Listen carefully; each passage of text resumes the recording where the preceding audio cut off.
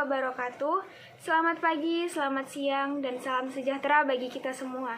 Perkenalkan, kami dari kelompok 4. Kami akan membawakan sebuah video pembelajaran tentang hakikat, ruang lingkup, prinsip geografi, dan konsep geografi. Dengan mata kuliah pengantar geografi. Sebagai awalan, izinkan saya memperkenalkan diri.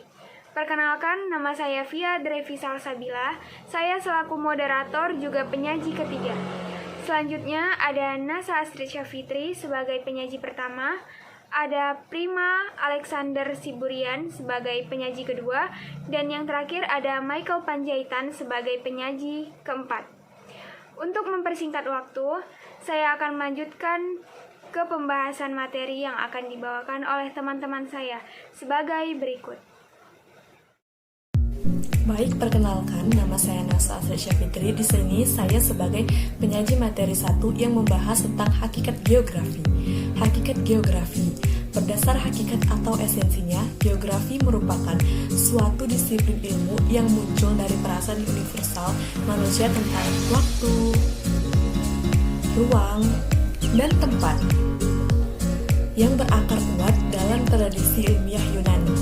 Banyak orang Amerika telah mempelajari geografi, dan paling tidak beberapa orang suka mengingat atau menghafal negara bagian dan ibu kota wilayah mereka.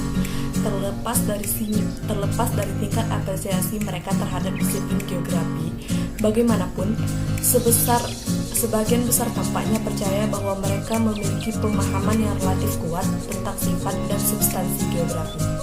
Ini bukan pengamatan sepele karena orang sering merasa bingung untuk belajar bahwa apa yang telah lama mereka pegang sebagai kebenaran terlalu sederhana untuk bisa berguna atau dalam beberapa kasus hanyalah kesalahan.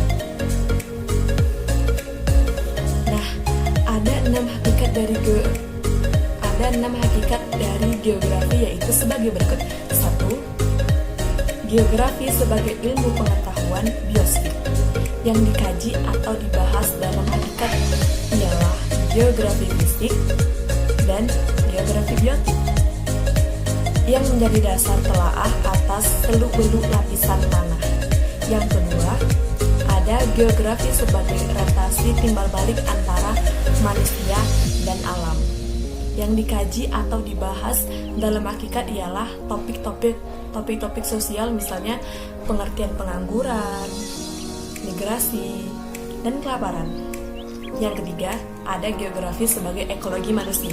Yang dikaji atau dibahas dalam hakikat ini adalah adaptasi manusia terhadap lingkungan hidupnya.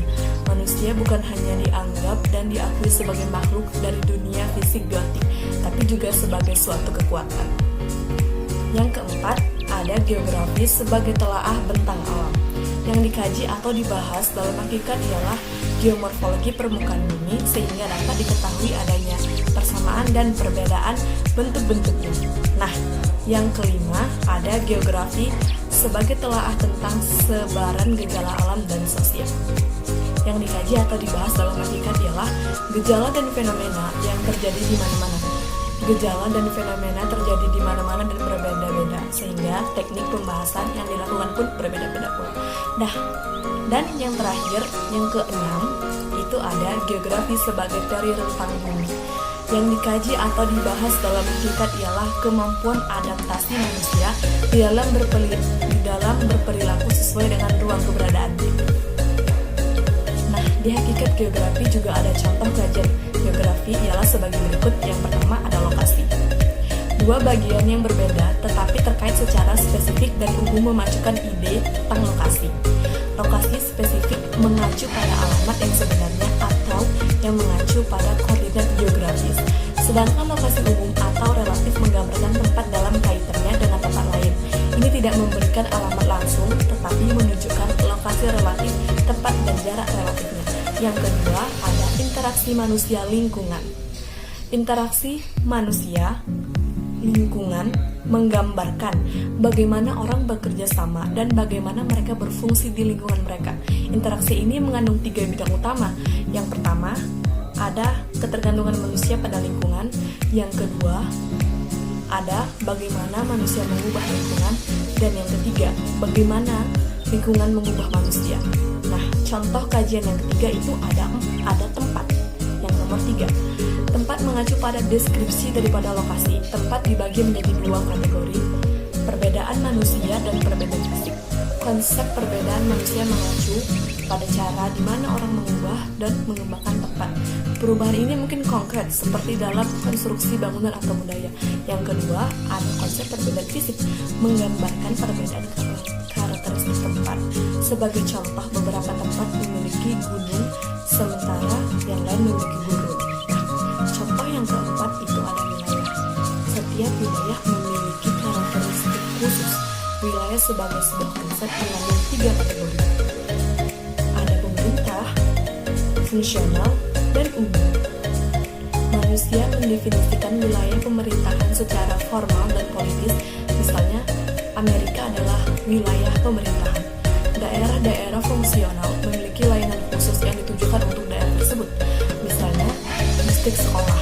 Manusia mengklasifikasikan wilayah umum dalam arti luas, misalnya berbagai bagian Amerika Serikat dapat dianggap sebagai selatan, timur, laut, dan sebagainya.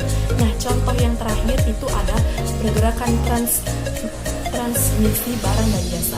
Manusia mendefinisikan gerakan sebagai cara orang melakukan perjalanan dari satu tempat ke tempat lain, mengedarkan informasi, memperdagangkan barang dan jasa, dan berbagai ide. Baik, terima kasih. Penyaji materi akan dilanjutkan oleh teman saya, penyaji materi.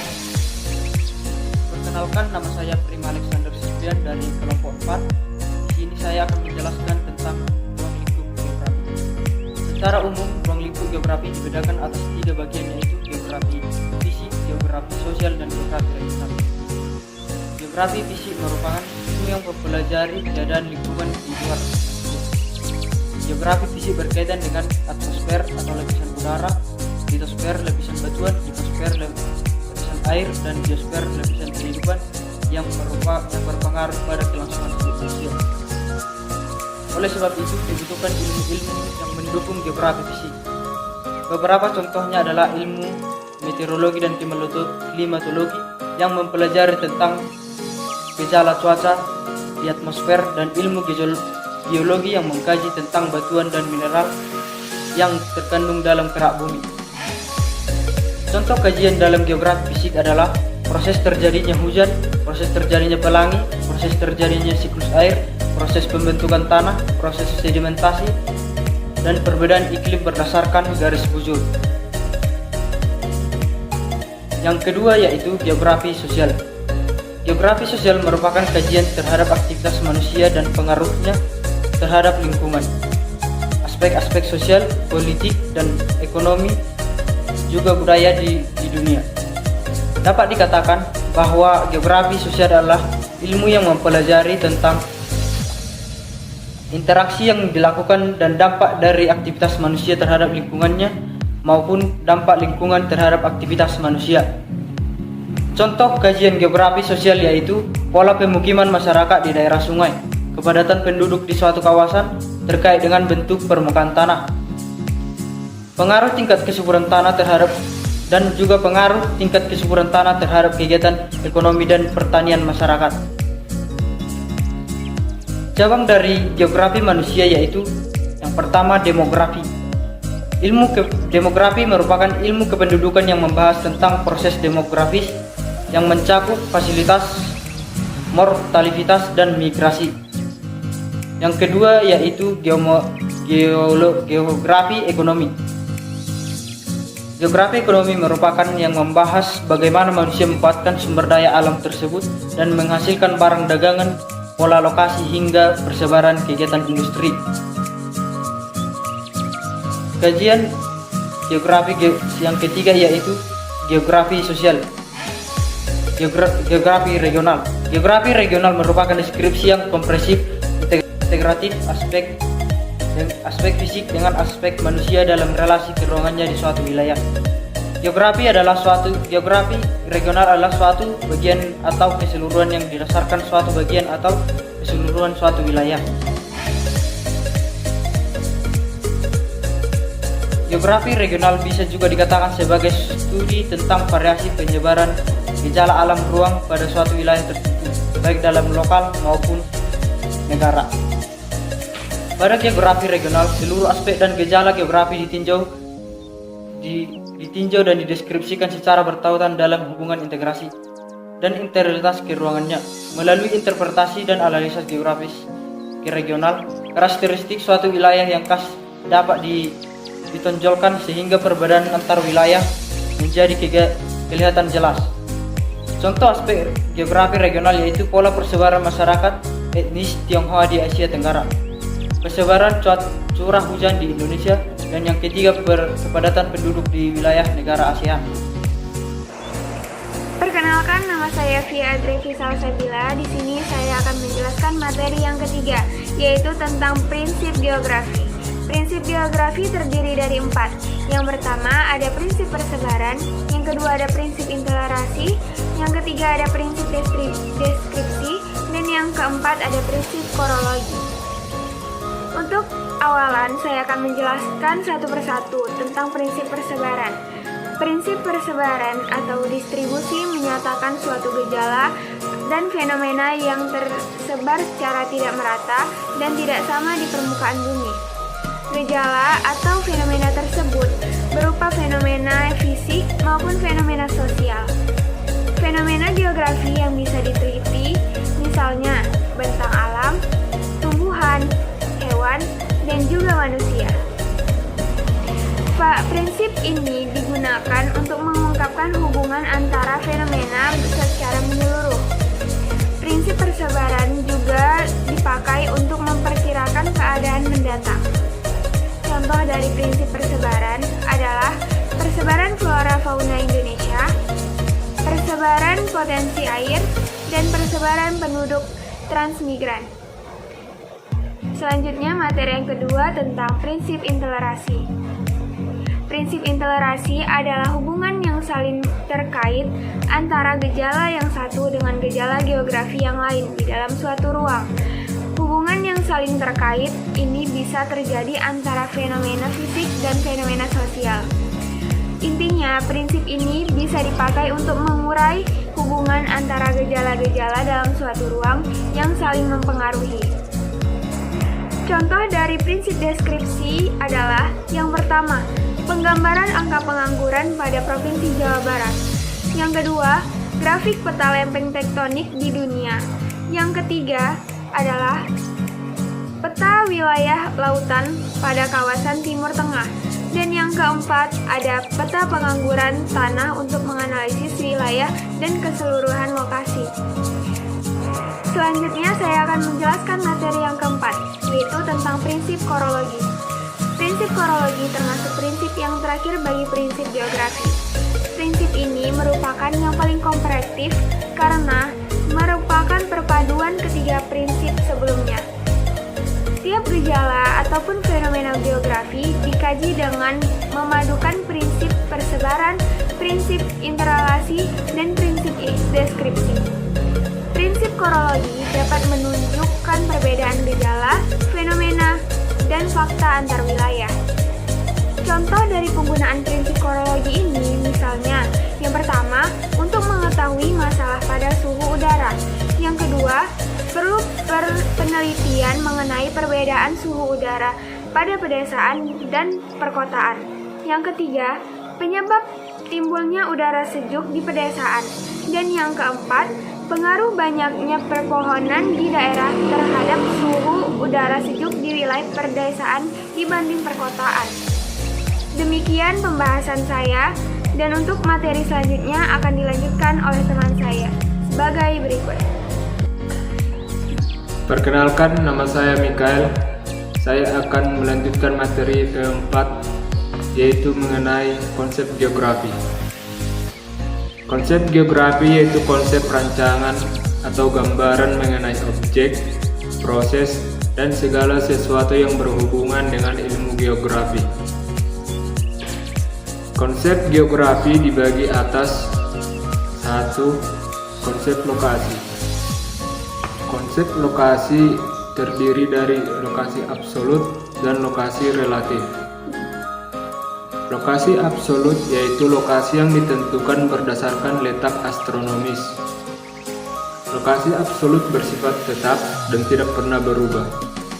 Contohnya Indonesia terletak di antara 6 derajat lintang utara sampai 11 derajat lintang selatan dan 95 derajat bujur timur sampai 141 bujur timur. Lokasi relatif atau letak geografis yaitu lokasi yang bersifat berubah-ubah dan sangat berkaitan dengan keadaan sekitarnya. Yang kedua, konsep jarak. Jarak berkaitan erat dengan lokasi, karena jarak menjadi suatu ukuran yang menjadi pemisah antar wilayah atau tempat.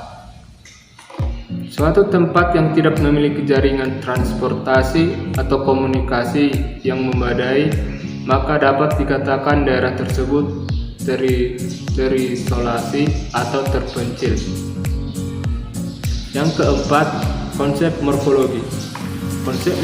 Konsep morfologi merupakan perwujudan bentuk daratan muka bumi sebagai hasil tenaga eksogen maupun endogen. Yang kelima, konsep aglomerasi.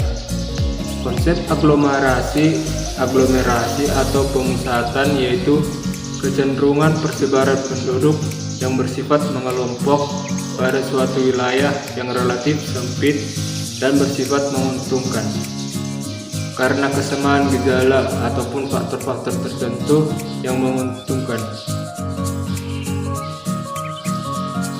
Yang keenam, konsep nilai kegunaan. Konsep nilai kegunaan yaitu nilai kegunaan suatu fenomena di muka bumi bersifat relatif. Artinya, nilai kegunaan itu tidak sama, tergantung dari kebutuhan penduduk yang bersangkutan. Misal, penduduk yang tinggal di daerah pegunungan tidak menganggap pegunungan memiliki nilai kegunaan yang tinggi karena mereka berorientasi pada sumber-sumber pertanian di daerah dataran subur di bagian bawah kaki gunung. Yang ketujuh, konsep pola. Konsep pola berkaitan dengan susunan, bentuk, dan persebaran fenomena dalam ruang muka bumi. Fenomena yang dipelajari adalah fenomena alami dan fenomena sosial. Fenomena alami seperti aliran sungai, persebaran vegetasi, jenis tanah, dan curah hujan. Fenomena sosial misalnya persebaran penduduk, mata pencaharian, permukiman, dan lain-lain. Yang kedelapan, konsep diferensiasi areal. Konsep diferensiasi areal yaitu untuk membedakan antar wilayah dan menjelaskan keterkaitannya. Wilayah region terbentuk dari perpaduan berbagai unsur, baik untuk fisik ataupun lingkungan, maupun unsur kehidupan berupa aktivitas manusia. Perpaduan tersebut membentuk ciri khas tertentu pada suatu wilayah. Yang kesembilan, konsep interaksi. Konsep interaksi setiap tempat mengembangkan potensi sumber daya alamnya dan kebutuhan yang tidak selalu sama dengan tempat lain. Perbedaan tersebut mengakibatkan terjadinya interaksi dan interpedensasi antar wilayah. Contohnya adalah interaksi antara daerah pedesaan dan perkotaan yang sangat penting peranannya untuk pemenuhan kebutuhan hidup di antara keduanya. Yang ke-10, konsep keterkaitan. Konsep keterkaitan keruangan atau asosiasi keruangan yaitu derajat keterkaitan persebaran suatu fenomena dengan fenomena lain di suatu tempat atau ruang. Fenomena yang dimaksud yaitu fenomena alam dan fenomena kehidupan sosial. Contohnya adalah keterkaitan antara tingkat erosi dengan kesuburan tanah. Semakin besar tingkat erosi, maka kesuburan tanah semakin berkurang.